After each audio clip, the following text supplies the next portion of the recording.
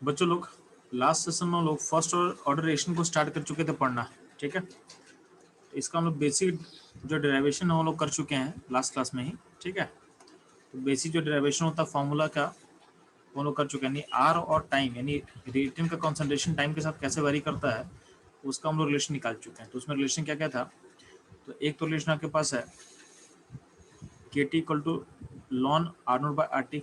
यहाँ पे R naught R T क्या है, तो concentration of reactant at time 0 and time T, ठीक है। ये तो पहला तरीका। इस लॉन को लॉग में चेंज करेंगे तो क्या होगा, 2.33 मल्टीप्लाई कर देंगे तो अगला रिलेशन लॉग में हो जाएगा 2.33 log are naught by R T, ठीक है। तो ये हो जाएगा। इसी को आप ऐसा लिख सकते हो लॉग, यहाँ पे R naught by R T के बदले आप ए और बाई ए माइनस एक्स भी लिख सकते हो। यहाँ पे ए क्या है, ए है आर नोट और ए माइनस एक्स क्या है आर टी, यानी कितना बचा। तो यहाँ पे जहाँ पे एक्स क्या है, तो एक्स है अमाउंट कंज्यूम्ड, यानी ए से कितना कंज्यूम हुआ है। तो अगर एक्स कंज्यूम हुआ है तो बचा कितना, बचेगा ए माइनस एक्स। तो यहाँ पे उस पर सोच सकते हो आप। कभी कभी आप ऐसे लिख सकते हो कि आर टी इक्वल टू क्या होगा, R T equal to R naught E to power minus K T होगा, ठीक है। तो ये भी एक रिलेशन है, ये भी एक रिलेशन है, ठीक है। तो जनरली केमिस्ट्री में रिलेशन जो होता है ये लॉ, ये वाला ये रिलेशन ज़्यादा यूज होता है केमिस्ट्री में, ठीक है। और ये रिलेशन जो है ये फिजिक्स में ज़्यादा यूज होगा। जब फिजिक्स पढ़ोगे रेडियो एक्टिविटी तो वहाँ ये ज़्यादा यूज होगा, ठीक है। तो ये ध्यान देना आपको।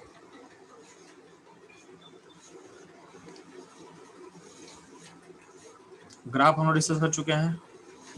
तो ln R T versus time में क्या होगा, आर टी वर्सेस टाइम का क्या ग्राफ होगा, तो सारा ग्राफ हम लोग पढ़ चुके हैं, ठीक है। प्लस आपको आपका टी हाफ का रिलेशन भी निकाल कर दिखा चुके हैं। तो के और टी हाफ का रिलेशन क्या होता है तो हम निकाल चुके ऑलरेडी। हमको पता हो चुका है कि टी हाफ का रिलेशन के साथ कैसे लिंक होगा, तो ऐसे लिंक होता है। तो हम लोग यही बात किए थे कि कोई भी टाइम इंटरवल फर्स्ट ऑर्डर में, कोई भी टाइम इंटरवल चाहे वो 50% हो, चाहे 60% हो, चाहे 10% हो, कोई any time interval is independent of concentration, is independent of concentration, यानी आपके रिएक्टेंट के अमाउंट पर डिपेंड नहीं करेगा, ठीक है। ये हम लोग बात कर चुके हैं, ठीक है। प्लस हम लोग ये भी निकाल चुके थे लास्ट क्लास में कि आर टी के लिए और फॉर्मूला था कि आर नोट टू पावर ए, और यहाँ पे ए क्या है, तो ए है time by T half, time by T half, ये आपका ए है, ठीक है।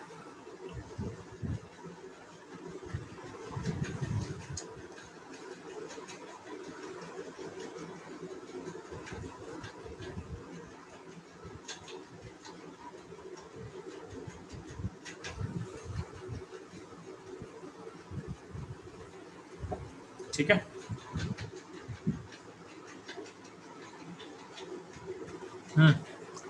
तो यहाँ तक पढ़ चुके थे। अब ध्यान देना, तो इसमें थोड़ा सा एडिशन करते हैं फॉर्मूला में, ठीक है। तो फॉर्मूला एडिशन क्या करते हैं, ध्यान देना। आपको पता है कि रेट क्या होता है, तो हम पढ़ चुके हैं कि रेट होता है, अगर मान रहे हैं कि आपका रिएक्शन आर से पी है, तो रेट के लिए क्या बोलते हैं, रेट के लिए बोलते हैं हम लोग के आर का पावर एन होता है। और यहाँ पे एन क्या होता है, एन होता है ऑर्डर ऑफ रिएक्शन होता है, N is the order of reaction. अगर एन को हम 1 बोल दें तो क्या होगा, उस केस में रेट इक्वल टू क्या हो जाएगा, के इंटू आर हो जाएगा, यानी के इंटू रिएटेंट का कॉन्सेंट्रेशन। तो अगर यहाँ पे कॉन्सेंट्रेशन टी टाइम का होगा तो यहाँ पर रेट भी क्या होगा, रेट होगा टाइम टी का, रेट होगा टाइम टी का, ठीक है। तो rate at any time T equal to क्या होगा, के इंटू रिएटेंट का concentration at any time T होगा, ठीक है। तो अगर मान लेते हैं कि हमको रेट लिखना है, तो आपको ये समझ में आ चुका है कि रेट को हम ऐसे लिख सकते हैं, रेट को ऐसे लिख सकते हैं। तो इसे फिर से लिख दे रहा हूँ कि आर से पी एक रेट है, मतलब रिएक्शन है, उसका रेट आप लिख सकते हो के आर का पावर एन लिख सकते हो। यहाँ पे एन क्या होता है, ऑर्डर होता है, ठीक है। और एन अगर 1 होगा तो रेट को आप लिख सकते हो के इंटू आर, आर क्या है रिएक्टेंट का कॉन्सेंट्रेशन। तो अब जिस टाइम का कॉन्सेंट्रेशन पुट करोगे उस टाइम का रेट मिल जाएगा आपको, उस टाइम का आपका रेट मिल जाएगा। बात समझ में आ गया। तो यही चीज़ दिया हुआ है। अब ध्यान देना, ये क्या है, ये आर अगर आर टी है तो हम लोग पढ़ चुके हैं कि आर टी इक्वल टू क्या होता है, आर टी इक्वल टू होता है R naught E to power minus K T होता है, तो अगर इसको पुट कर देंगे, आर टी को यहाँ पुट कर देंगे तो ऐसा हो गया। अब आपको पता है कि जो के और आर नोट क्या होगा, तो के और आर नोट क्या होता है, तो के इंटू आर नोट होगा, ठीक है। तो के इंटू आर नोट होगा rate at time zero, rate at time zero. तो यहाँ पे ध्यान देना,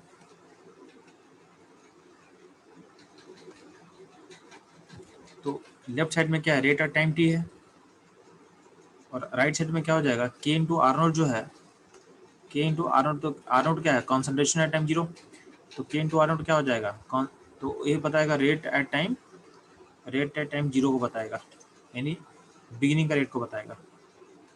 तो रेट में रिलेशन सेम रहेगा, ध्यान देना, जो रिलेशन कॉन्सेंट्रेशन में था, कॉन्सेंट्रेशन में रिलेशन क्या था, वही रिलेशन क्या हो, रेट में होगा। तो अब कॉन्सेंट्रेशन रिलेशन ये था, तो रेट में रिलेशन सेम है, रेट में रिलेशन सेम है, ठीक है। हम यहाँ पे आसान करने के लिए रेट को हम ए से रिप्रेजेंट करेंगे, रेट को हम ए बोलेंगे, रेट को हम रिप्रेजेंट करेंगे ए से, ये ध्यान देना। तो आगे जहाँ भी रेट होगा उसको हम ए से रिप्रेजेंट करने वाला है, ठीक है। तो ध्यान दोगे, तो अगर आप तो यहाँ पे देखोगे तो रेट और टाइम में रिलेशन सेम है। जो देखोगे यहाँ पे आप ऊपर गौर करोगे तो जो रिलेशन आर और आर टी और आर नोट में है, वही relation rate at at at time T और टाइम जीरो का रेट को सेम रिलेशन होगा, e to power minus K T. यानी आपका किसी के रिलेशन फर्स्ट ऑर्डर रिलेशन का जो रेट होता है वो एक्सपोनेंशियल डिके करता है, एक्सपोनेंशियल डिके करेगा, ठीक है। जो रिलेशन हम आर में निकालते हैं ना, यानी कॉन्सेंट्रेशन रेट में निकालते हैं, वही रिलेशन आपका रेट में हो जाएगा, वही रिलेशन रेट में हो जाएगा। फॉर एग्जाम्पल ध्यान देना, हम लोग निकालते थे के टी इक्वल टू क्या था, ln R one by R T था। अब ऊपर में भी के मल्टीप्लाई कर दो, नीचे भी के मल्टीप्लाई कर दो, तो के इंटू आर नोट, के इंटू आर क्या होता है, के इंटू आर होता है रेट, तो के इंटू आर नोट क्या हो जाएगा, rate at time zero, rate at time zero, और के इंटू आर टी क्या हो जाएगा, रेट एट टाइम टी हो जाएगा, ठीक है। तो रेट को हम बोल रहे हैं ए, रेट को बोल रहे हैं ए इसलिए बोल रहे हैं क्योंकि फिजिक्स जब पढ़ेंगे तो वहाँ पे ए का मतलब होता है एक्टिविटी, ठीक है। तो वहाँ पे उसको ए से रिप्रेजेंट, तो जो रेट होता है ना उसको समटाइम फिजिक्स में बोलते हैं एक्टिविटी, ठीक है। केमिस्ट्री में रेट बोलते हैं उसको, तो रेट और एक्टिविटी क्या इक्विवेलेंट जैसा चीज होता है, सेम जैसा, इसलिए उसको हम ए से दिखा रहे हैं, ठीक है। जहाँ भी रेट था उसको हम ए लगा देंगे, उसमें हम ए लगा देंगे ताकि आपको कंफ्यूजन ना हो। तो और इसका यूज ज़्यादा फीस में होता है, केमिस्ट्री में ज़्यादा यूज नहीं होता है, ठीक है। इसलिए हम सिंबल फीस का जो सिंबल है उसी का हम यूज कर ले रहे हैं। तो यहाँ पर जो है K T equal to A naught by A T है, तो यहाँ पे ए नोट ए टी किसको रिप्रेजेंट कर रहा है, तो यहाँ पे जो ए नोट और ए टी है वो रिप्रेजेंट कर रहा है आपके रेट को, ठीक है। अब इसको आप एक्सपैंड करो तो क्या होगा, तो आपका लॉन के टर्म में आ जाएगा। तो जो रिलेशन आपके कॉन्सेंट्रेशन ऑफ रिएक्टेंट में था वही रिलेशन का रेट में आ रहा है, तो सब कुछ सेम रहेगा। ग्राफ भी देखोगे तो lawn of rate versus time में रिलेशन वैसा ही बनेगा, ठीक है, सेम चीज बन रहा है। ए नोट क्या है, रेट एट टाइम जीरो, ये कांस्टेंट चीज होता है, और ए टी क्या है, रेट एट टाइम टी, ये वेरिएबल है, ठीक है। तो इसको आप सोच सकते हो, तो सारा चीज सिमिलर है, जो कॉन्सेंट्रेशन में था उसको बस रेट में पुट कर दो, आंसर सेम रहेगा, आंसर सेम रहेगा, ठीक है। जैसे मान, अच्छा इसमें एक और रिलेशन ध्यान रखना, अगर मान लेते हैं कि टाइम टी1 पे अगर कोई क्वेश्चन दिया हुआ है कि मान लेते हैं कि आपका एक रिलेशन आर से पी है, उस आर से पी में बोला गया कि टाइम जब टी1 था, टाइम जब टी1 है तो उस टाइम आपका कॉन्सेंट्रेशन R1 है, और टाइम टी2 है तो कॉन्सेंट्रेशन R2 है। अब आपको इसको लिंक करना है, इन चारों को लिंक कैसे करेंगे, तो ध्यान देना। तो हम लोग क्या कर रहे हैं कि टाइम टी1 पे, टाइम टी आपके पास रिलेशन क्या था, तो ln R T was equal to क्या था, minus K T plus ln R naught था, ये रिलेशन था आपके पास। अब इस रिलेशन में हम क्या किए, टाइम टी1 पुट किए और जो आर का वैल्यू है वो हो गया R1 पुट किए। दूसरा रिलेशन कैसे निकालेंगे, तो टाइम टी टू पुट किए, टाइम टी टू पुट करके जो आर के पास उसको हम क्या कर दिए, R2 कर दिए, ठीक। तो ये दो रिलेशन हम निकाल, ये दो रिलेशन मेरे पास आ चुका है, ये दो रिलेशन हमारे पास आ चुका है, ठीक। अब ध्यान देना,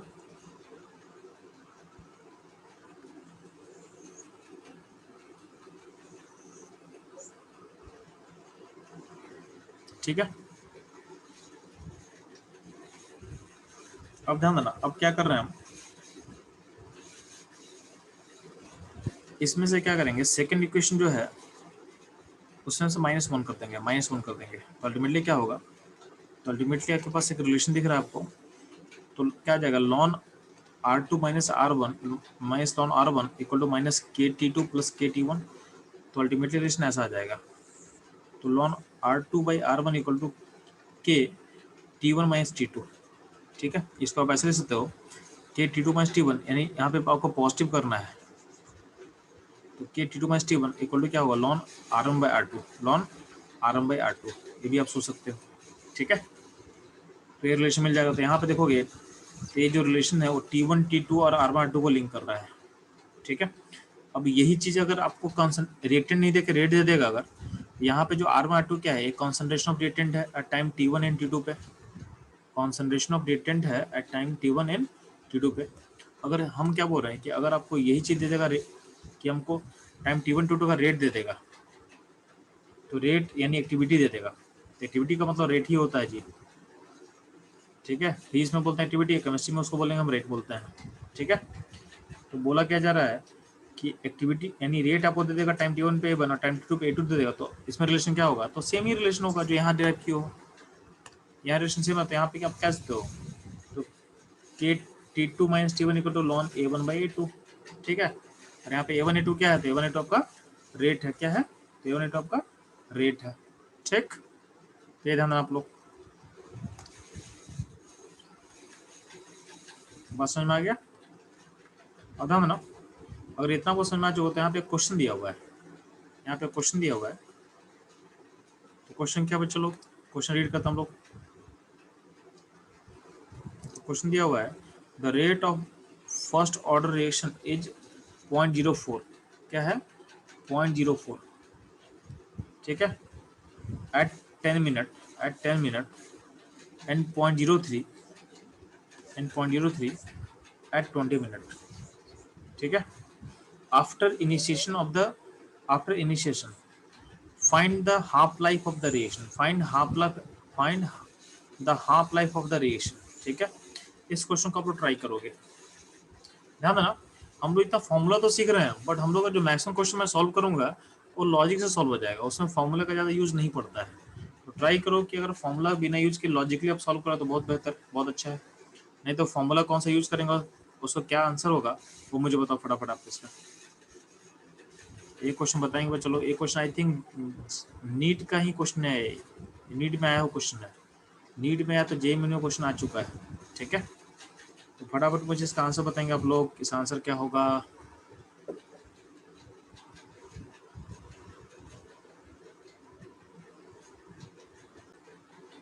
तो ध्यान देना बच्चों लोग, इस क्वेश्चन को दो तरीके से आप सॉल्व कर सकते हो, पहला तरीका क्या है, ध्यान देना, आपके पास रेट दिया हुआ है टाइम T1 एंड T2 पे, ठीक है, तो सिंपली आपके पास क्या है, आपके पास K होगा T2 माइनस T1 होगा, और यहाँ पे क्या होगा ln आर्मर, यानी रेट है ना, तो रेट के लिए हम ए लिखते थे, तो rate at time T1 by rate at time T2, ठीक है, तो यहाँ पे हो जाएगा K 20 माइनस क्या होगा 10 हो जाएगा, और यहाँ हो जाएगा ln 0.04 बाई 0.03 हो जाएगा, अब इसको सॉल्व करोगे तो तुमको K मिल जाएगा, क्या मिल जाएगा, K मिल जाएगा, और तुमको K मिल गया, तो K मिलने के बाद क्या करना है, टाइम T यहाँ कैसे निकालते हैं, तो यहाँ निकालते हैं 0.693 बाई K, तो ये पहला तरीका है, इससे आप निकाल सकते हो फर्स्ट मेथड, ठीक है। अब ये फॉर्मूला है तो क्या होगा, आपको टाइम ज़्यादा लगेगा, आपको लॉग निकालना पड़ेगा, ठीक है, कैलकुलेशन करना पड़ेगा, ये हो गया पहला मेथड जो आप निकाल सकते हो। अब चलते हैं लॉजिक अप्लाई करके हम इसको कैसे सॉल्व करेंगे, ठीक है, यानी इस प्रोसेस को छोटा कैसे करें बिना ब्लफ किए, परफेक्ट लॉजिक अप्लाई करके इसको छोटा कैसे करते हैं, तो ध्यान देना, तो बहुत सिंपल है, छोटा कैसे करें ध्यान देना, तो अब ध्यान दोगे यहाँ पे, आपको पता है कि 10 मिनट में, ठीक है, जब टाइम 0 से स्टार्ट कर रहे हो, ठीक है, तो 10 मिनट के बाद 0.03 आपका 10 मिनट में सिस्टम कहाँ पहुँचा है 0.04 पे पहुंचा है, ठीक है। और अगले 10 मिनट में 20 मिनट पे सिस्टम कहाँ पहुंचा है, तो 0.03 पहुंचा है। इसका मतलब 0.04 से 0.03 आने में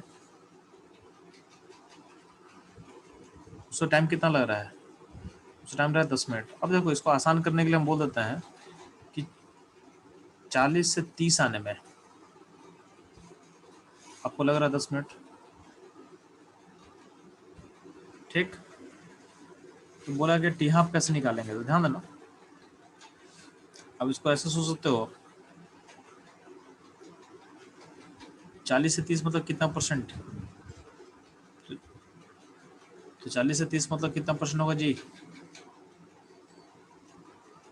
तो 40 से 30 का मतलब परसेंटेज होगा 25%, ठीक है। तो ध्यान देना, अगर यहाँ पे तुम गौर करोगे तो 30 का 25% कितना होगा, 30 का 25% कितना होगा जी,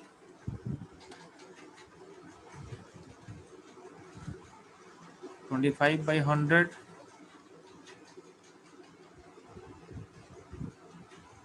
तो हो जाएगा 7.5 हो जाएगा। इसका मतलब अगला अगला 25% आने में यानी आपको फिर से लगेगा 10 मिनट लगेगा, ठीक है। और उसके बाद फिर से इसका आने में आपको फिर से 10 मिनट लगेगा। तो आपका जो आंसर होगा आपको 40 से का, देखो टी हाफ का मतलब क्या होगा, 40 से 20 पे आने में टाइम निकालना आपको। यहाँ पे ध्यान देना कि आपको 20 तक पहुँचना है, तो 22, तो कहीं ना कहीं आपका जो आंसर होगा वो 20 मिनट से ज़्यादा होगा और 30 मिनट से क्या होगा, कम होगा, 30 मिनट से कम होगा। अगर आप देखोगे कहीं ना कहीं तो इस 22.5% का जो 25% होगा वो लमसम जो होगा वो हो जाएगा 5 पॉइंट समथिंग होगा, 5 पॉइंट समथिंग। मतलब एग्जैक्ट देखोगे तो 4 से डिवाइड करो ना उसको, 5 पे 4 कर लो, तो 4 कर लो तो कितना होगा जी, 5, तो 5.5 हो, मतलब 5.6 के आसपास होगा, ठीक है। 5.6 के आसपास कोई वैल्यू होगा, जिसको 5.6 में अगर आप उसको 5.5 मान सकते थोड़ी देर के लिए, तो लमसम में पहुंच जाएगा 17 पे, पहुंच जाएगा 17 पे। तो यार ये देखो जो 20 है कहीं ना कहीं मिड पॉइंट के आसपास है, मिड पॉइंट है तो वैल्यू इसका क्या होगा, तो वैल्यू हो जाएगा इसका 25 के आसपास होगा। मिड पॉइंट के आसपास है तो 24, 25, 26 यही रेंज में इसका आंसर होगा। तो अगर आपके पास 4 ऑप्शन दिया रहेगा ना तो आप सही से टिक कर सकते हो। तो इस क्वेश्चन में अगर ऑप्शन रहता तो मैं टिक कर देता, ठीक है। तो एक ऐसा मेथड रहेगा, एक ऐसा मेथड रहेगा, ठीक, ठीक है। नहीं तो आपको आप लंबे से आप बना सकते हो, बना लो, ठीक। अब ध्यान देना यहाँ पे, ये एक लंबा मेथड हुआ और शॉर्टकट में क्या बता चुका, तो शॉर्टकट भी यहाँ सॉल्व किया हुआ है। तो आसान करने के लिए देखो 4.4 को हम 400 मान लिए हैं और इसको हम 300 मान लिए हैं, तो चलेगा, कोई दिक्कत नहीं है। यहाँ से 10 मिनट लिया हुआ है, ठीक है। तो 30 इसका 300 से 225 आने का टाइम कितना ले रहा है, 10 मिनट, और फिर से 10 मिनट में कितना जाएगा, 175 जाएगा। तो कहीं ना कहीं जो 200 है इसके मिड पॉइंट पे है, तो मिड पॉइंट में ध्यान देना, तो एग्जैक्ट, तो आपका आंसर एग्जैक्ट मिड पॉइंट नहीं होगा, क्यों, ध्यान देना। अगर आप गौर करोगे तो 10 मिनट में, पहले 10 मिनट में क्या हो रहा है, 100 घट रहा है, तो अगले 10 मिनट में क्या होगा, 75 घट रहा है, और अगले 10 मिनट में कितना, 50 घट रहा है। तो अगर यहाँ से देखोगे तो यहाँ से यहाँ आने का जो टाइम होगा और यहाँ से यहाँ का जो टाइम है, यानी ये अगर मान लेते कि 225 से 200 आने का जो टाइम है और 200 से 200 जो 175 का टाइम है, उसमें ये वाला टाइम ज़्यादा होगा। ये टाइम T2 मानते हैं, T1 मानते हैं, T2 क्या T1 से बड़ा होगा। इसका मतलब मिड पॉइंट तो नहीं होगा, तो यानी आपका 25 मिनट से कुछ कम होगा, ठीक है। तो आंसर जो 25 से हल्का सा कम होगा वो आंसर आपका हो सकता है, वो आपका आंसर हो सकता है, ठीक है। तो 24 एक गेस लिया जा रहा है, 24 के आसपास आंसर होगा। तो अगर आपके पास 4 अगर ऑप्शन दिया रहेगा तो इसमें टिक करना बहुत आसान होगा, ठीक है। आप लोग कैसे सॉल्व किए थे बच्चे लोग, मधु सॉल्व कैसे किए थे बच्चे आप लोग, लक्ष्मी क्या पूरा सॉल्व किए थे जो ऊपर बना हुआ है लेफ्ट साइड में। आप लोग का मेथड में वो जानना है आप लोग का, क्योंकि आप लोग का बहुत जल्दी आंसर आया है, इसे पूछा आप लोग कैसा मेथड सॉल्व किए थे आप लोग। Lakshmi Yes, sir.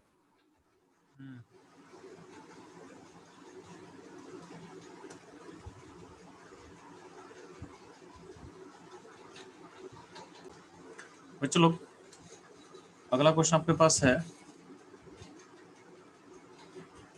आपको बोला जा रहा है कि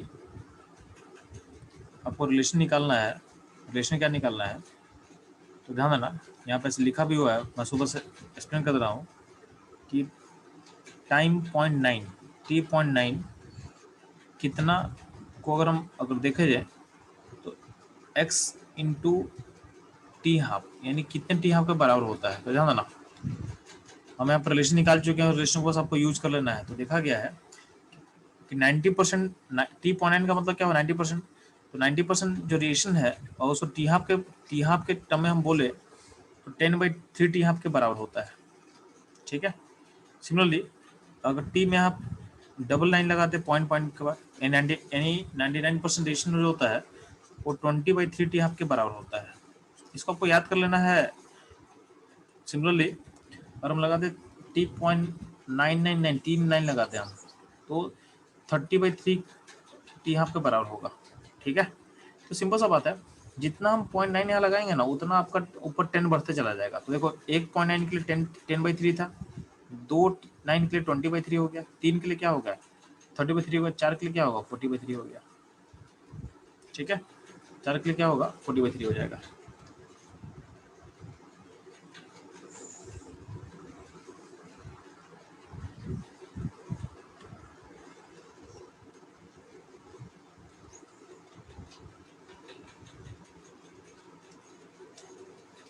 ठीक है, तो t.9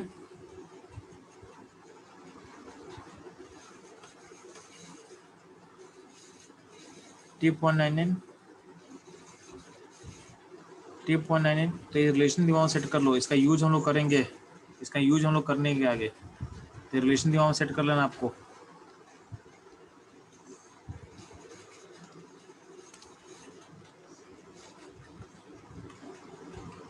ठीक है, अब ध्यान देना, क्वेश्चन नंबर 9 एक दिया हुआ आपके पास, क्वेश्चन 9 ध्यान देना आप लोग। तो क्वेश्चन नंबर 9 में बोला हुआ है कि आपका एक ग्राफ दिया हुआ लॉन आरटी वर्सेस टाइम में, लॉन आरटी वर्सेस टाइम में ग्राफ दिया हुआ है और बोला हुआ है कि इस रिएक्शन का जो भी ऑर्डर बताओ, यानी एन क्या होगा, एन मतलब ऑर्डर, और आपको के बताना है, के बताना है। जल्दी से फास्ट क्वेश्चन नंबर 9 सॉल्व करेंगे।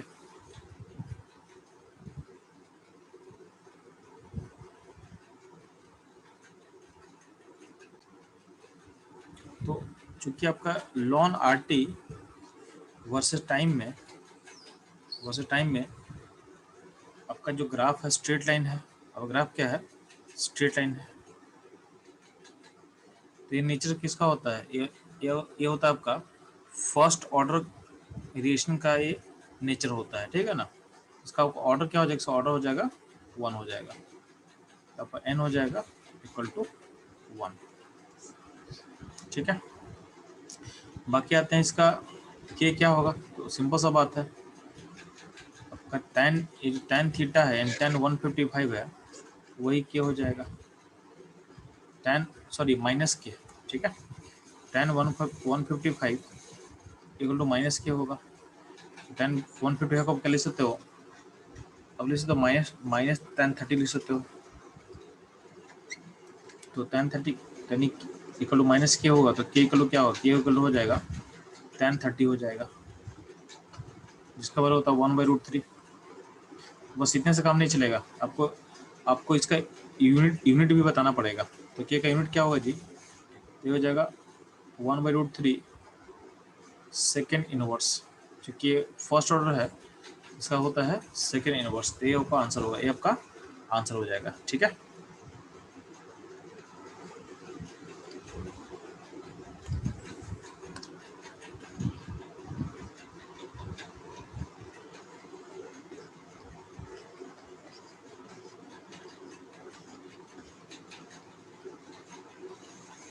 ये आपका फर्स्ट ऑर्डर रिलेशन खत्म होता है इसके साथ, ठीक है। अब आता हम लोग सेकेंड ऑर्डर रिलेशन पे। सेकेंड ऑर्डर रिलेशन पे तो ध्यान देना, जनरली आपका 90% क्वेश्चन जो पूछता है कंपटीशन में, चाहे जे मेन हो, चाहे नीट हो, चाहे एडवांस हो, आपका वो फर्स्ट ऑर्डर पे ही रहता है, ठीक है। आगे का जो केसेस है वो रेयर रहेगा, वो केसेस ज़्यादा नहीं आता है, ठीक है। तो ज़्यादा रहता है आपका फर्स्ट ऑर्डर काइनेटिक्स, ज़्यादा रहता है आपका फर्स्ट ऑर्डर काइनेटिक्स, ठीक है।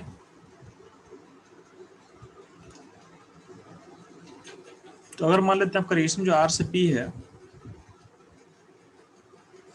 उसका रेट लॉ क्या होता है जी? तो रेट लॉ से बोल रहे हैं कि यहाँ पे के आर का पावर अगर एन होता है और हम बोल रहे हैं कि एन इक्वल टू 2 है, हम बोल रहे हैं एन इक्वल टू क्या है 2 है, ठीक है। हम बोल रहे हैं कि एन इक्वल टू क्या है 2 है,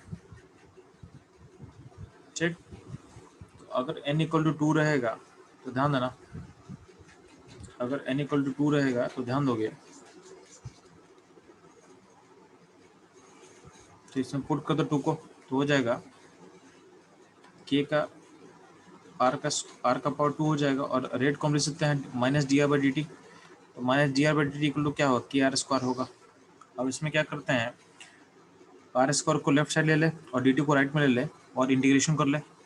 इंटीग्रेशन को लिमिट पुट करोगे तो टाइम पे पुट करोगे 0 से लेकर टी, टाइम का पुट करोगे 0 से लेकर टी, ठीक। और minus d r by r square, ठीक। Minus d r by r square equal to क्या होगा, के डी टी है। अब इसे इंटीग्रेशन करते हैं तो ध्यान देना, माइनस इसका इंटीग्रेशन हो जाएगा यहाँ पे -1/r हो जाएगा, और चूंकि नेगेटिव यहाँ पे था तो उसको नेगेटिव का यूज, नेगेटिव को हटाने के लिए हम लोग ये जो लिमिट था, लिमिट को ऊपर नीचे कर दिए, इंटरचेंज कर दिए लिमिट को, ठीक है। अल्टीमेटली आ जाएगा इंटीग्रेशन -1/r और लिमिट हो जाएगा आर टी से आर नोट, और यहाँ लिमिट जब पुट कर दो तो कर दोगे तो 0 से टी में यहाँ पे हो जाएगा के टी हो जाएगा। लिमिट पुट करने के बाद क्या हो जाएगा, के टी हो जाएगा। अब इसमें आप लिमिट को जब पुट करोगे, आप रिएक्टेंट के कॉन्सेंट्रेशन का जब लिमिट पुट कर दोगे तो आपका जो फाइनल रिलेशन है ऐसा आ जाएगा। तो फाइनली जो सेकेंड ऑर्डर रिएक्शन है, यानी सेकेंड ऑर्डर रिएक्शन के लिए आपका रिलेशन हो जाएगा 1/RT minus 1/R0 equal to क्या होगा, के टी होगा। अल्टीमेटली आप लिख सकते हैं 1/RT इक्वल टू क्या होगा, के टी प्लस 1/R0, ठीक है। अब अगर मान लेते हैं, अगर हम मान लेते हैं कि 1/RT को अगर हम y बोल दें, ठीक है, 1/RT को हम y बोल दें, और यहाँ पे जो KT है, ठीक है, यहाँ पे जो KT है, KT को क्या करें, ठीक है। तो अगर हम 1/RT को y बोल दे रहे हैं और टाइम को हम x बोल दे रहे हैं, तो 1/R0 क्या होगा, ये हो जाएगा c की तरह, यानी इसको y equal to mx plus c से हम इक्वेट कर रहे हैं। इक्वेट करोगे तो क्या होगा, तो 1/RT आपका y हो गया, टाइम आपका x हो गया, तो k क्या होगा, k होगा स्लोप, और 1/R0 क्या होगा, इंटरसेप्ट होगा, ठीक है। इसमें दो तरह के ग्राफ होता है। पहला ग्राफ जो होता है, बोला गया कि आपको प्लॉट करना RT वर्सेस टाइम में, तो ध्यान देना ये हाइपरबोला का इक्वेशन होगा। टाइम 0 पे क्या होगा, कॉन्सेंट्रेशन R0 होगा, और टाइम जैसे बढ़ाओगे घटेगा तो हाइपरबोलिक डीके करेगा। तो ये जो ग्राफ बन रहा है ये हाइपरबोलिक डीके है, तो सेकंड ऑर्डर में घटेगा, हाइपरबोलिक घटेगा।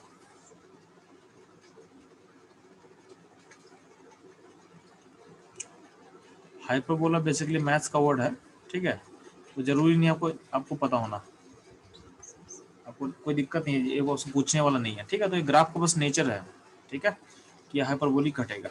बात समझ में आ गया। अगर वही क्वेश्चन पूछे कि हमको ग्राफ ड्रॉ करना 1/RT वर्सेस टाइम में, 1/RT वर्सेस टाइम में ग्राफ प्लॉट करना, तो ध्यान देना, तो ये ग्राफ आप इससे लिंक कर सकते हो ऊपर वाले से। तो ये ग्राफ स्ट्रेट एंड होगा विथ इंटरसेप्ट 1/R0, ये होगा 1/R0 इंटरसेप्ट हो चुका है, और स्लोप क्या होगा, तो स्लोप हो जाए, तो ये चूंकि स्लोप पॉजिटिव है, के पॉजिटिव है तो स्लोप पॉजिटिव होगा, तो स्लोप यहाँ से पॉजिटिव ऊपर की तरफ मूव करेगा, और ये tan थीटा जो होगा इक्वल टू क्या होगा, के होगा, स्लोप के इक्विवेलेंट है, ठीक है। तो ये आपका 1/RT टाइम में second order relation, second order का ये ग्राफ है। ठीक है, आपको ये ध्यान देना है, आपको ये ध्यान देना है। ठीक है, तो अगर बोला गया कि सेकेंड ऑर्डर में अगर टाइम को टी यहाँ पुट करते हैं तो आर टी क्या पुट करेंगे, R0/2 पुट करेंगे। तो उसमें जब पुट करोगे तो अपने आप रिलेशन निकल के आ जाएगा, टी यहाँ equal to 1/k R0, 1/k R0, ये हो जाएगा टी यहाँ इक्वल टू।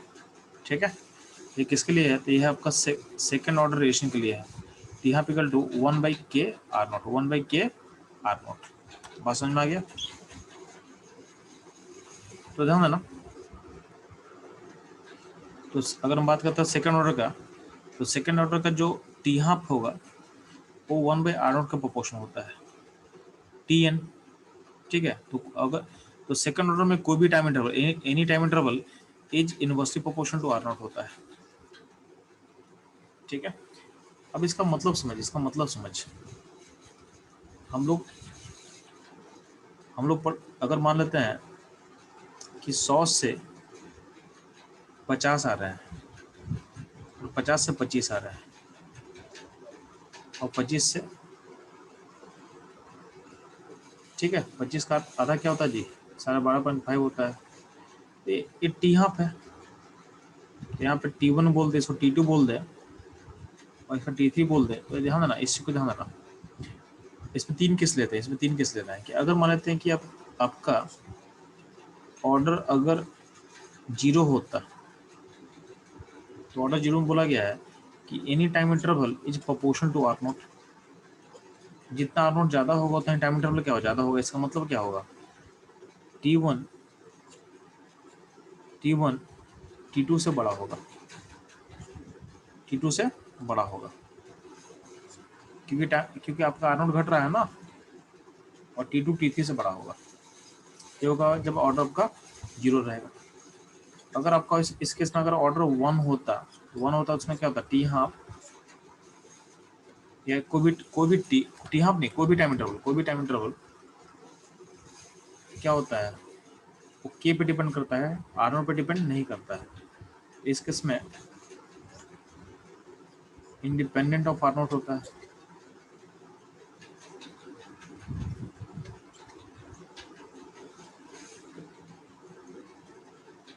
इसका मतलब इसमें T1 T2 और T3 बराबर होता। अब इसमें थर्ड केस ले रहे हैं कि अगर ऑर्डर 2 होगा तो क्या होगा। तो ऑर्डर 2 में बोला कि कोई भी टाइम इंटरवल जो होता है वो R0 के इनवर्सली प्रोपोर्शन होता है। तो जितना R0 घटेगा उतना ही टाइम इंटरवल बढ़ेगा।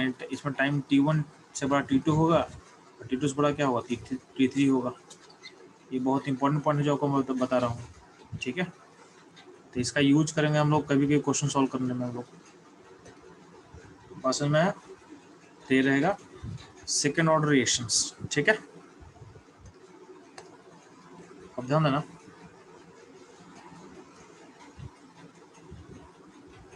तो हम लोग यहाँ पे अगला टॉपिक है यूनिट ऑफ रेट कांस्टेंट। तो यूनिट ऑफ रेट कांस्टेंट हम लोग ऑलरेडी कवर कर चुके हैं। ठीक है, कि ऑर्डर के अकॉर्डिंग यूनिट कैसे डिसाइड करते हैं हम बता चुके हैं ऑलरेडी। तो जहाँ रिपीट हो रहा है उसको देख लेना आप लोग।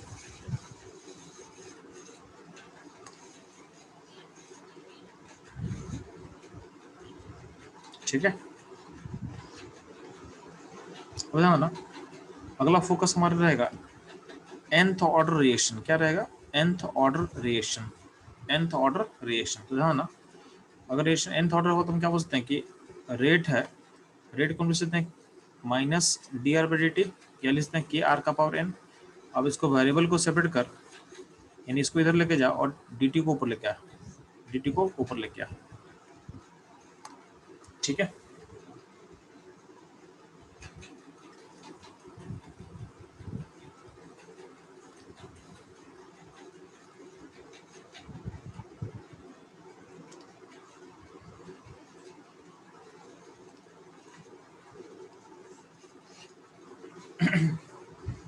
तो ध्यान ना,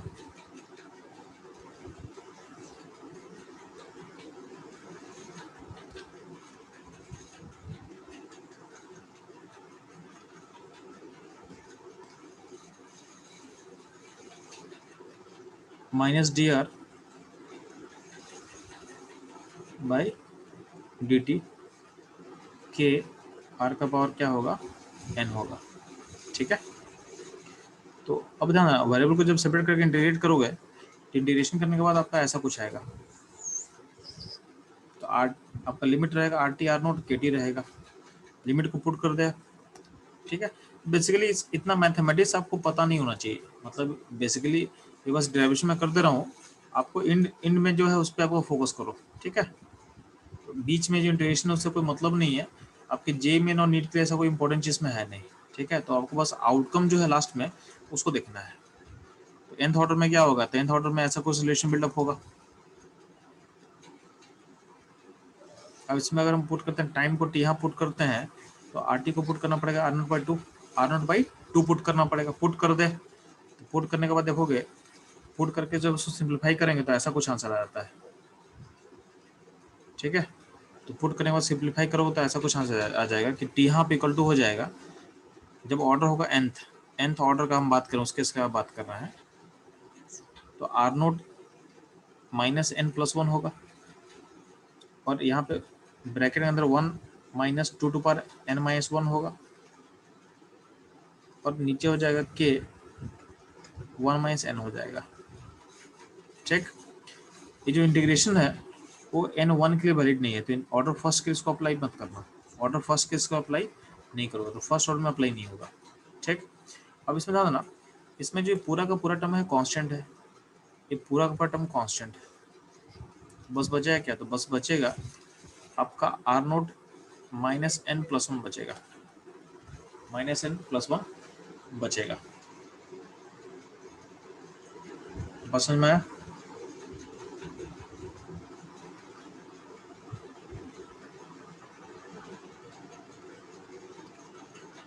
अब ध्यान देना,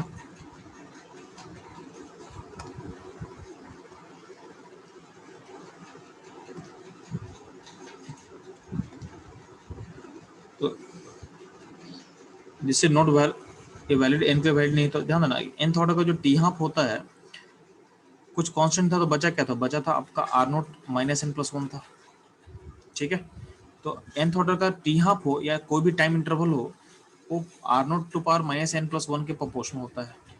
इसको अगर तुम नीचे ले लो तो इसको क्या होगा, टी हाफ इक्वल टू ये हो जाएगा 1 by R naught N minus one. ठीक है, यानी इसको आपको याद कर लेना है जी कि किसी भी nth ऑर्डर का रिएक्शन का जो टी हाफ होता है वो प्रोपोर्शनल टू होता है 1 by R naught N minus one, इसका प्रोपोर्शन होता है। इसका मतलब अगर ऑर्डर को तुम जीरो पुट करेगा तो ए आर नोट के ऊपर माइनस वन हो तो ऊपर चला जाएगा। ठीक है, तो जीरो ऑर्डर के लिए क्या हो जाएगा, टी यहाँ प्रोपोर्शन टू आर नोट हो जाएगा। ठीक है, अगर ऑर्डर कोई वन पुट करेगा तो टप ए पावर जीरो हो जाएगा, मतलब आर नोट से इंडिपेंडेंट हो जाएगा। आर नोट का पावर जीरो मतलब आर नोट पर डिपेंड नहीं करेगा, एक फर्स्ट ऑर्डर में हो जाएगा। अगर एन को टू पुट कर दोगे तो क्या होगा, 1 बाई आर नोट हो जाएगा, यानी आर नोट के क्या होगा, इन्वर्सली प्रोपोर्शन होगा। तो ये रिलेशन को याद रखना है, किसी भी nth ऑर्डर के लिए जो टी हाफ होता है उसको आप ऐसे लिंक कर सकते हो, इससे क्वेश्चन आ सकता है के पास, तो रिलेशन को याद होना चाहिए।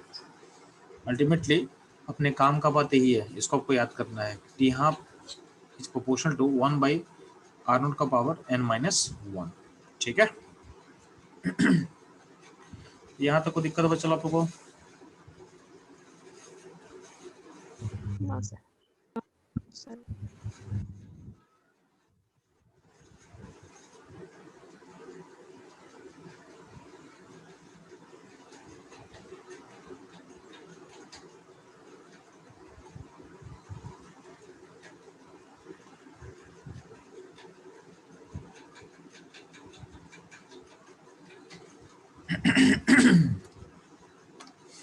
ये रहेगा all about integrated rate law. Next ध्यान देना, नेक्स्ट टॉपिक रहेगा अपना pseudo order reactions, pseudo order reaction. ठीक है, स्यूडो ऑर्डर रिएक्शंस। ठीक है, स्यूडो ऑर्डर रिएक्शन इसका मतलब क्या ध्यान देना, अगर मान लेते हैं कि आपके पास ए और बी रिएक्टेंट है जो कि रिएक्ट करके बन रहा है पी बन रहा है, एनपी मतलब वो प्रोडक्ट का फॉर्मेशन हो रहा है, तो रेट इक्वल टू क्या होगा, तो रेट इक्वल टू होगा के ए का पावर m, b का पावर n, ठीक है। तो रेट इक्वल टू क्या होगा, k a का पावर m इन b का पावर n। बात समझ में आया? अब ध्यान देना,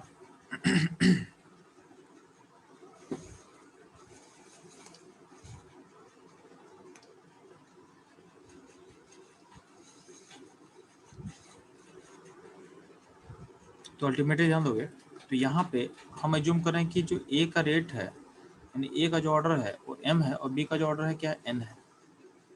ए का ऑर्डर m है और b का ऑर्डर क्या है, n है। बात समझ में आ रहा है? तो ध्यान देना,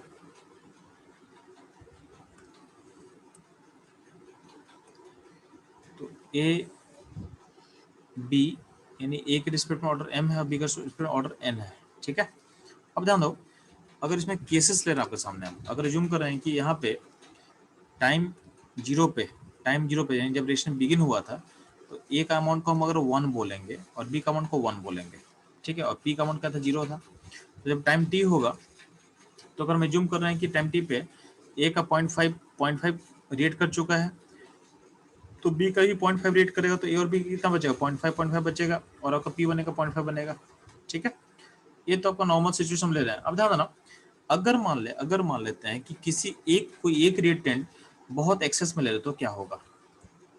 अगर कोई एक रिएक्टेंट बहुत एक्सेस में ले जाए तो क्या होगा। जैसे मान ले कि हम ए को बहुत एक्सेस ले रहे हैं, यानी अगर ए एक्सेस में होगा तो क्या होगा, मतलब हम टाइम 0 पे ए का अमाउंट ले लिए 1000 और बी का अमाउंट ले लिए 1, मतलब ए का अमाउंट काफी ज्यादा एक्सेस में ले लिया गया है, तो क्या होगा। तो ध्यान देना, जैसे टाइम टी पहुंचेगा, तो अगर मान लेते हैं कि इस टाइम भी अगर 0.5 रेट करेगा, तो ये बचेगा 99.5 बचेगा।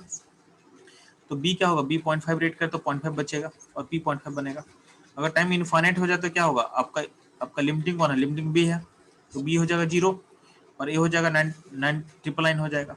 तो मैं बताना क्या चाह रहा हूँ कि आप देखोगे जब बी आपका 100% खत्म हो चुका है, उस टाइम में जो ए है ये ऑलमोस्ट कितना परसेंट खत्म हुआ है जी, 0.1% खत्म हुआ है, यानी ना के बराबर खत्म हुआ है। इसका मतलब ये बोलना चाह रहा है आपको कि टाइम के साथ बी में चेंज बहुत रैपिड हुआ है, बट ए का चेंज ना के बराबर हुआ, यानी जो कॉन्सेंट्रेशन ऑफ ए है वो कांस्टेंट है। तो हमें बोलना क्या चाह रहे हैं कि जब भी आपका कोई भी रिएक्टेंट एक्सेस में होता है, तो टाइम के साथ उसका वैल्यू चेंज ज़्यादा नहीं करता है, टाइम के साथ उसका वैल्यू चेंज नहीं करेगा। इसका मतलब उसका कॉन्सेंट्रेशन को हम टाइम के रिस्पेक्ट में कांस्टेंट मान सकते हैं, ठीक है। ठीक है, उसके उसके वैल्यू को हम क्या मान सकते हैं, टाइम के रिस्पेक्ट में क्या मान सकते हैं, उसको हम कांस्टेंट मान सकते हैं, उसको हम कांस्टेंट मान सकते हैं, ठीक है। तो ध्यान देना,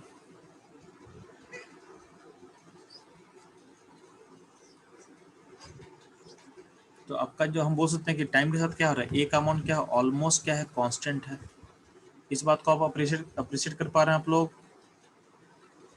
इसको ये बात आप लोग समझ में आ रहा है कि टाइम के साथ वो क्या बोल रहे हैं कि ए का वैल्यू कांस्टेंट क्यों, समझ में आ रहा है आप लोग को या नहीं। Yes, sir. Pratyusha, Yes, sir.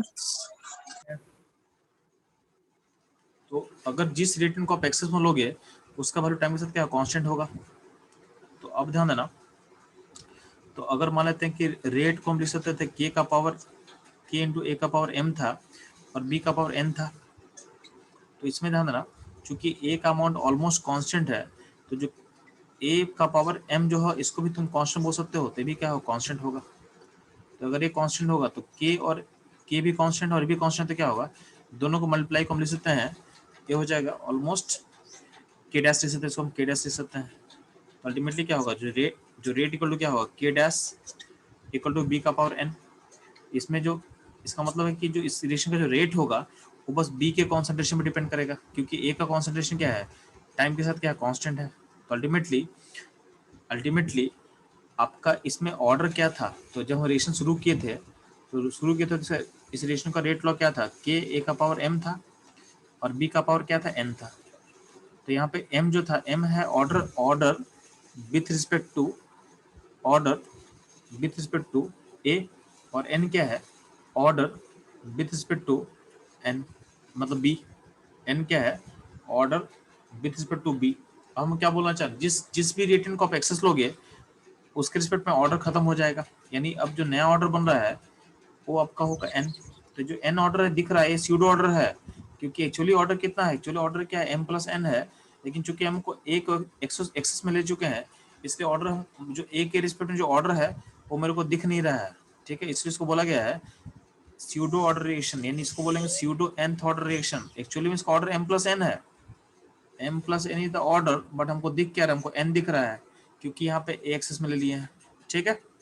Similarly ध्यान देना, अगर आप बी को एक्सेस ले लोगे, अगर आप बी को एक्सेस ले लो तो क्या होगा, तो बी को एक्सेस लेंगे तो क्या बी का कॉन्सेंट्रेशन कांस्टेंट हो जाएगा, तो उस केस में जो रेट लॉ होगा ऐसा कुछ होगा, तो उसमें अल्टीमेटली बी का पावर एन कांस्टेंट हो जाएगा, तो उसको हम के डैश लिख सकते हैं। तो उस केस में रेट लॉ क्या होगा, के डैश ए का पावर एम, यानी क्या होगा स्यूडो एम ऑर्डर रिएक्शन।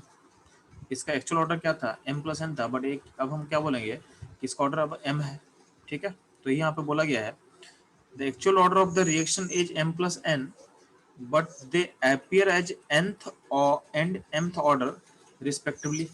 क्यों, क्योंकि किसी एक रिएक्टेंट को अगर हम एक्सेस लेंगे तो उसका ऑर्डर जो होता है कांस्टेंट में चला जाता है, तो ऑर्डर उस पर यानी उस पर रिएक्शन का रेट डिपेंड नहीं करता है, ठीक है। तो आपके एनसीईआरटी में स्यूडो फर्स्ट ऑर्डर से जो लिंकेज है, मतलब स्यूडो ऑर्डर रिएक्शन में, आपके एनसीईआरटी में स्यूडो ऑर्डर रिएक्शंस में बस आपको डिस्कस किया गया था, pseudo first order reaction discuss किया हुआ था, और एग्जांपल क्या दिया हुआ है, एग्जांपल दिया हुआ है हाइड्रोलाइसिस ऑफ एस्टर। तो ध्यान देना, एस्टर को जब आप हाइड्रोलाइज करते हो ना in acidic medium as a catalyst, तो आपका बनता है एसिड प्लस अल्कोहल बनता है, ठीक है। तो इसका एक्चुअल ऑर्डर सेकंड होता है, तो रेट लॉ में एस्टर भी आता है और वाटर भी आता है। तो वाटर जनरली क्या होता है, सॉल्वेंट होता है, और वाटर को हम लेते हैं एक्सेस में। वाटर क्या होता है, सॉल्वेंट होता है, तो वाटर को हम लेते हैं एक्सेस में, वाटर लेते हैं हम लोग एक्सेस में।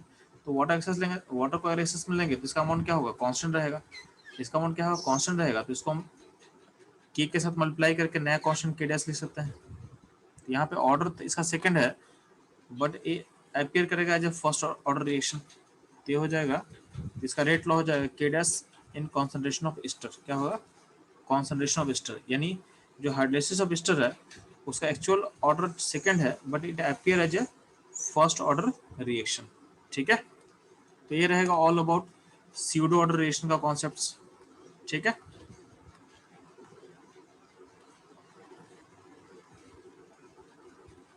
यहाँ तक कोई दिक्कत है चलो आप लोग को, हाँ सर। नहीं तो चलते हैं चलो हम लोग क्वेश्चन सॉल्व करेंगे।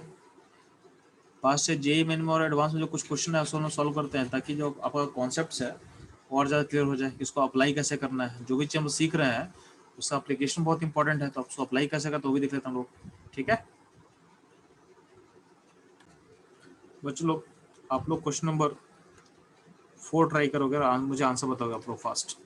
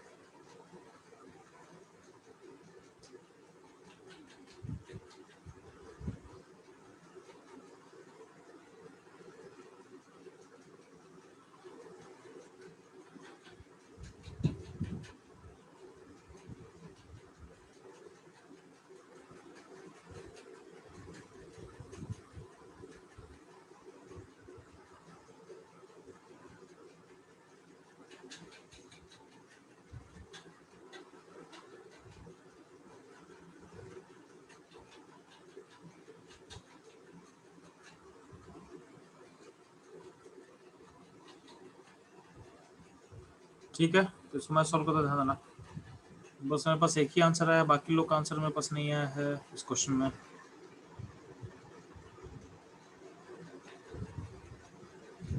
ध्यान इसका अप्रोच क्या ध्यान दोगे यहाँ पे इस फोर्थ में क्वेश्चन का। ये हम यहाँ पे जो है ए और बी दिया हुआ है, ठीक है। तो ध्यान देना, इसको आप ऐसे सोच सकते हो क्या, ये जो यहाँ पे जो 0.30 है इसको आप log 2 लिख सकते हो क्या। तो इसको आप लिख सकते हो, इसको आप log 2 लिख सकते हो, तो इसको आप लिख सकते हो log d/dt प्लस log 2 हो जाएगा। तो इसको बाहर ले लें तो क्या होगा, तो log जब हटाओ तो क्या माइनस d/dt इक्वल टू क्या हो जाएगा 2 इंटू d/dt हो जाएगा। अब इस 2 को नीचे डिवाइड कर दो तो यह हो जाएगा minus d/dt by two equal to क्या होगा d/dt। इसका मतलब इसको आप रेशियो में सोचोगे तो इसको आप ऐसे लिख सकते हो, यानी जो ए का कोएफिशिएंट 2 होगा तो ये अब 2a गिव्स b लिख सकते हो, यानी रेशियो होगा 2a गिव्स b टाइप का। अब 2a गिव्स b में ध्यान देना, यानी इस रेशियो का लिखोगे तो जो भी रिएक्टेंट हो उसका जो b होगा डबल होगा। तो इसका आंसर क्या होगा, उसका आंसर वो सी होगा, यानी जो भी रिएक्टेंट में होगा उसका डबल होगा ना जी। तो आंसर क्या होगा, सी होगा। समझ में आया सबको कैसे करना है, कोई डाउट है इसमें? इसमें कोई डाउट है? No sir. क्वेश्चन 4 समझ में आया आप लोग को? नेक्स्ट देखते हैं ध्यान से। क्वेश्चन नंबर 7 का आंसर क्या होगा, चलो क्वेश्चन 7 का आंसर क्या होगा।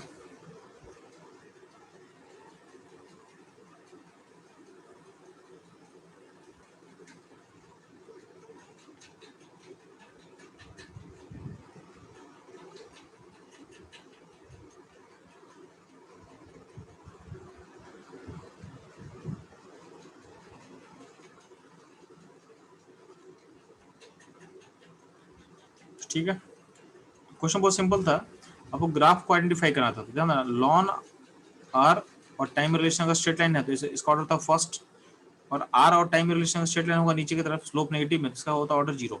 ऑप्शन क्या होगा इसका, ए होगा। इसका ऑप्शन क्या होगा, ए होगा। ठीक है, ये ध्यान देना आप लोग। तो चलो क्वेश्चन नंबर 23 सॉल्व कैसे करोगे बताओ मेरे को। क्वेश्चन नंबर 23 देखना है और उसका आंसर बताना आप लोग को फास्ट।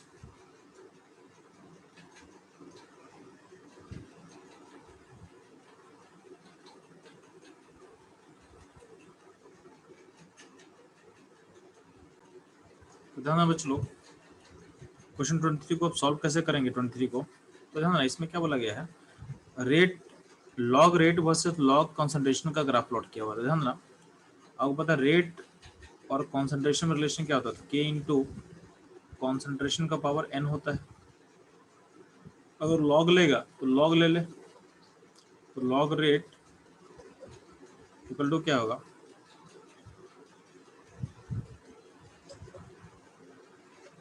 लॉग के हो जाएगा प्लस लॉग ऑफ कॉन्सेंट्रेशन का पावर n हो जाएगा। इसको अगर अरेंज करते तो क्या हो जाएगा, तो log rate equal to n log concentration और लॉग के हो जाएगा। इसको देखोगे तो लॉग रेट आपका y है, लॉग के आपका इंटरसेप्ट है, और ये लॉग कॉन्सेंट्रेशन आपका x है, और आपका n जो है वो m है, वो स्लोप हो जाएगा स्लोप, यानी जो ऑर्डर हो स्लोप के इक्विवेलेंट होगा। तो ध्यान ना, ऑर्डर जितना ज़्यादा होगा तो स्लोप हाई होगा। क्या होगा, स्लोप हाई होगा। तो स्लोप अगर हाई होगा तो क्या होगा, लाइन ऊपर की तरफ मूव करेगा। तो सबसे बड़ा स्लोप किसके लिए, फोर्थ के लिए है। तो जिसका स्लोप बड़ा होगा उसका ऑर्डर हाई होगा। तो पहला हाईएस्ट ऑर्डर होगा 4 का, फिर 2 का होगा, फिर 1 का होगा, लास्ट में 3 का होगा। तो ऑर्डर यानी आपका डी ऑप्शन सही होगा। तो ऑर्डर प्रिडिक्शन का करेक्ट ऑर्डर हो जाएगा, पहले 4 फिर 2 फिर 1 फिर 3। ठीक है, ये रहेगा क्वेश्चन 23 का आंसर। इसमें कोई डाउट है आप लोगों को बच्चों लोग, इसमें कोई डाउट है आप लोग को? No sir. ठीक, नेक्स्ट आप ट्राई करोगे क्वेश्चन नंबर 20 24 ट्राई करना आपको एंड 25 ट्राई करना है।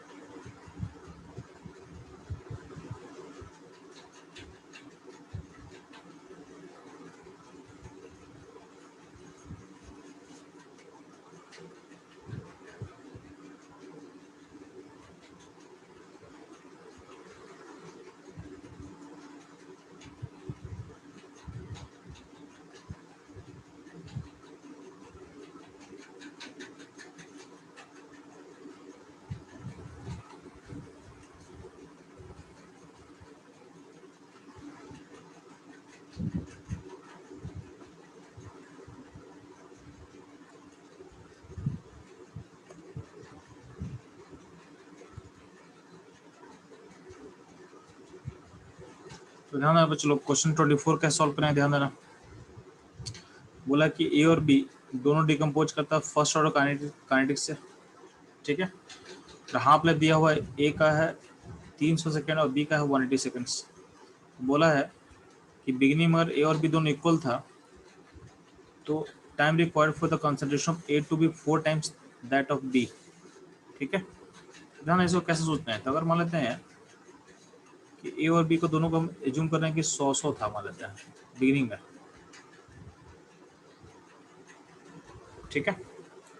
तो आप ये देखोगे कि पहले देखो लॉजिक समझो, यहाँ पे आपको टाइम रिक्वायर्ड क्या पता करना है, जब कॉन्सेंट्रेशन ऑफ ए जो होगा वो बी का 4 टाइम्स चला जाएगा, बी का 4 टाइम्स चला जाएगा, ठीक है। इसको सॉल्व कैसे करें, ध्यान देना। आप क्या करना, 300 और 180 का एलसीएम देखो, एलसीएम कहाँ पहुंचेगा, ठीक है। तो एलसीएम 900 सेकेंड्स पे एलसीएम होगा आई थिंक, ठीक है। जब 900 सेकेंड्स पे देखोगे तो 300 और 180 का एलसीएम होगा। तो आप देखो कि 900 सेकेंड पे सिचुएशन क्या है, तो अगर 300 को लेगे तो 300 में 900 सेकेंड में 303 बार रिपीट करेगा। तो अगर हम जूम करते हैं एक को, अगर एक टी यहाँ पे 300 सेकेंड के बाद क्या होगा, ए कितना हो जाएगा, ये हो जाएगा 50, ठीक है। ये हो जाएगा 50 और अगले 300 सेकंड बाद क्या हो जाएगा, ये हो जाएगा 25 और नेक्स्ट 300 सेकंड के बाद क्या होगा, ए का वैल्यू हो जाएगा 12.5, ठीक है। सेम टाइम में ध्यान देना, सेम टाइम में अगर तुम देखोगे तो बी क्या होगा, तो हमको 900 सेकंड में 180 कितने बार आएगा, 5 बार आएगा, पहले 50 होगा, फिर क्या होगा, फिर 25 होगा, फिर क्या होगा 12.5 होगा, फिर 6.25 होगा, उसका आधा कितना होगा 3.125 होगा। अब तुम गौर करना कि 3.25 और 12.5 में रिलेशन क्या होगा, 4 टाइम्स का होगा। यानी इस पॉइंट पे आपका जो बी का कंसंट्रेशन है उसका 4 टाइम्स करोगे तो ए मिलेगा। यानी आपका आंसर होगा 900 सेकेंड। 900 सेकेंड के बाद जो ए का अमाउंट होगा वो बी के अमाउंट से क्या है, बी के अमाउंट से 4 टाइम्स ज़्यादा है, 4 टाइम्स ज़्यादा है। ठीक है, तो इससे आप सोच सकते हो, इससे आप सोच सकते हो।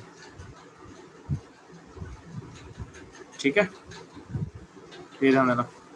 ये क्वेश्चन नंबर 24 का आंसर होगा 900। 25 पर ध्यान देना। बोला कि 75% of first order reaction was completed in 90 minutes. तो 60% कितने टाइम में खत्म होगा। ठीक है, तो ध्यान इसको सोचते हैं हम लोग। तो 75% का मतलब क्या है, देखो ध्यान से यहाँ पे। तो अगर कोई 100 होगा, ध्यान देना, तो 100 से 25 आने में टाइम लगता है उसको 90 मिनट्स। ठीक है, तो 100 से 25 का टाइम 90 मिनट्स है। तो अगर हम मानते हैं कि 100 से 50 आएगा और 50 से 25 जाएगा, तो ये दोनों टी यहाँ पर, तो यहाँ टी लगेगा और तो यहाँ भी टी लगेगा। तो 2t इक्वल टू क्या होगा, तो 2t इक्वल टू कितना होगा, 2t इक्वल टू क्या होगा 90 मिनट्स हो गया। तो टी कितना होता है, तो टी हो जाएगा 45 मिनट्स। तो टी हाफ मिल गया 45 मिनट्स। तो लेकिन वो टी हाफ हमको नहीं चाहिए, हमको चाहिए टी 60% चाहिए। तो हम देखते हैं ध्यान से। ये क्वेश्चन ऑलरेडी हम लोग पहले कर चुके हैं, ये क्वेश्चन ऑलरेडी कर चुके हैं। तो वहाँ पे क्या दिया हुआ था, वहाँ पे हमको टी 60% दिया हुआ था। हम लोग पहले क्वेश्चन किए थे एक बार। ठीक है, चलो इसको ध्यान देना। आप लोग यहाँ तक आ चुके हो तो इसको हम खत्म करते हैं। तो हम लोग टी हाफ निकाल लिया 45 मिनट्स, यानी 50% जो है, टी 50% जो है वो मेरे को कितना है 45 मिनट्स है। हमको निकालना है क्या है, उल्टा निकालना है। क्या निकालना, हमको टी 60% चाहिए, हमको टी 60% चाहिए। तो बहुत आसान है जी। अब क्या करना, ध्यान देना।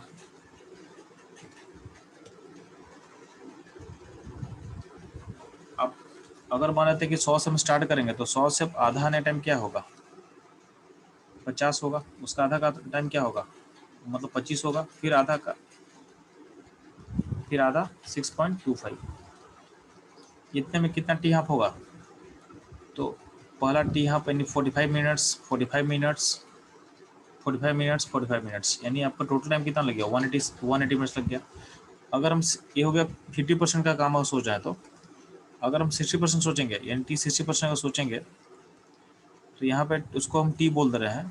तो टी टाइम टी लेने के बाद ये 40 बचेगा, फिर से टाइम टी होगा तो क्या बचेगा, ये 16 बचेगा, फिर से टाइम टी लेगा तो कितना बचेगा 9.6 बचेगा, फिर से टी लेगा तो कितना बचेगा,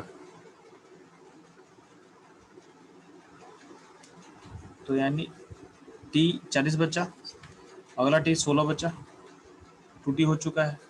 ठीक है,